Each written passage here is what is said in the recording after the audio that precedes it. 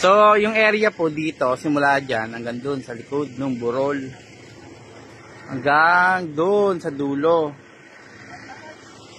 Yan. Mataas pong area to. Ayan. So, may kalsada na din. Dun yung Exitex. Area na yan. So, may exit dyan. Yung exit dun is exit number 32. Ayan o, kung napapansin nyo yung Exitex po yan. Tapos, overlooking po yan o. Yan. Ganda, may access road na po ito. Yan. Ito po yung area dito sa left side. Yan.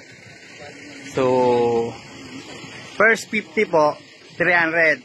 So, after po nun, 350 na. Yan, ang ganda ng area.